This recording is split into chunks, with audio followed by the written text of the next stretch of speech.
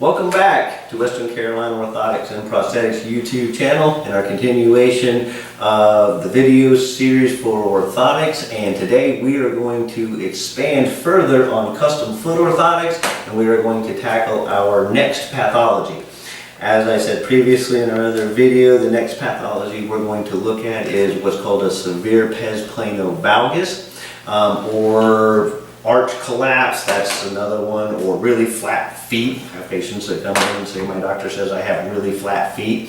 So we're going to distinguish first a little bit between collapsed arches or fallen arches and what a true Pes Plano valgus is. So the first thing we're going to look at, and I'm going to grab my foot shell again. So a true Pes Plano valgus has to do with the medial longitudinal arch of the foot collapsing down on the floor, but it also has to do with the heel moving into what's called a valgus position. So instead of the heel being lined up straight up and down and the subtalar in a neutral position, the heel actually starts to tilt, and there's an angulation involved, and that's called a valgus angle as the heel becomes more and more valgus. So what happens is, as the medial longitudinal arch of the foot collapses, it starts to rotate. The heel starts tilting that way, but that also, in turn, as we move up the connect chain, starts to misalign the subtalar joint, which is part of the ankle complex, and then the long leg bones of the lower extremity. So one of the things that we do, if the foot is malleable, or we can range of motion it mechanically and get pretty good alignment, and we're not dealing with what we call a fixed rigid deformity, and we can get pretty good alignment, then we use a specific type of custom foot orthotic, and there are several stages of that as well. Now, one of the things that happens with this pathology also is that there's a bone on the medial aspect of the foot called the navicular, and it has a tendency to want to rotate down. That will cause an apex. I have seen patients that come in with this apex and they have a huge callus formation and a pressure point right there, and it's because of where the weight line is and where the pressure is going. So with this type of a pathology, depending on the severity of it, there are a couple different stages. So one of the things that we do is we build a custom foot orthotic, and depending on the severity and how much the patient can tolerate, as opposed to supporting the foot. So one of the things that we want to do is that we want to do some arch correction, and if there's any apex or pressure points where there would be a callus formation because of that navicular roll, we would want to offload that, and we would want to give as much possible support in the medial longitudinal arch. But more importantly, we want to get that heel set as neutral as we possibly can. This type of orthotic would probably come up a little bit higher around the heel, get as much capture and good symmetry and alignment that we can. And a lot of times we'll actually even post the orthotic to give us just a little bit more support right there, and then come up on the side a little bit higher to keep from rolling off of the insert, so we would use a high medial flange.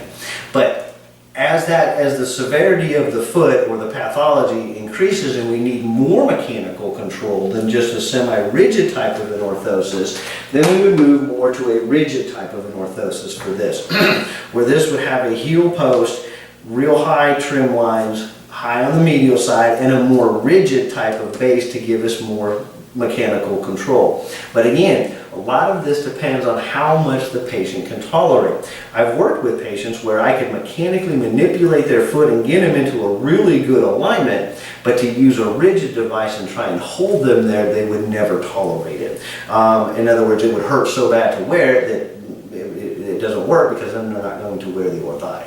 So there's a balance line in there to getting as much support and mechanical control as possible and still have the patient comfortable and be able to use their orthotics. As we move up into the severity and how much support and control we need, and if we start having problems with the knee, because as that foot rotates and that heel rotates, it's going to drive the knee in. So a lot of patients have knee pain and discomfort. Well, the next step up would be to go to what's called a UCB, which we looked at in one of the last videos. I don't have a sample here, but it's very similar to a rigid orthotic, but it comes up much higher around the heel.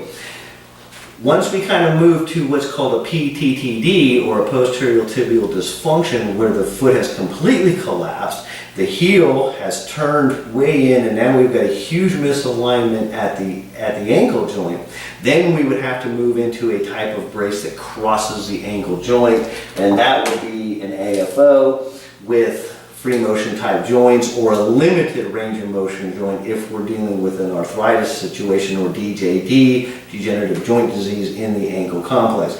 So we're going to explore the AFOs and those in our subsequent videos with orthotics as we move up the kinetic chain. But for severe arch collapse or a Pes Plano valgus, a lot of times we can use a custom orthotic, but again, like with any custom orthotics, it really hinges on doing a thorough history of the patient, what their goals are, how much range of motion they have, how much support they can tolerate, and then truly building a custom device for that person. Especially with foot orthotics, there are a myriad of off-the-shelf type of devices, but like I have said before, they're made to fit everybody, which means they truly don't fit anybody. And especially as we move up into these type of pathologies, you really have to have a custom item that will actually mechanically control the foot, relieve pain, and help with your day-to-day type activities. So our next pathology of the foot we're going to look at is another really common one called metatarsalgia, or pain in the forefoot, literally. We see a lot of those as well. So look forward to that video, and we're going to continue on with our orthotic video segment as we move up the kinetic chain. So look forward for the AFO videos as well. As always, please leave comments, questions below. We'll be happy to answer anything we can for you. We'll try to address those in subsequent videos. Follow us on Facebook and check out our website. It's always being updated as well. So again, thank you for watching, and look forward to our next videos. Welcome back to Western Carolina Orthotics and Prosthetics YouTube channel, and now for the legal stuff. Western Carolina Orthotics and Prosthetics YouTube channel covering orthotics and prosthetics is intended for information purposes only.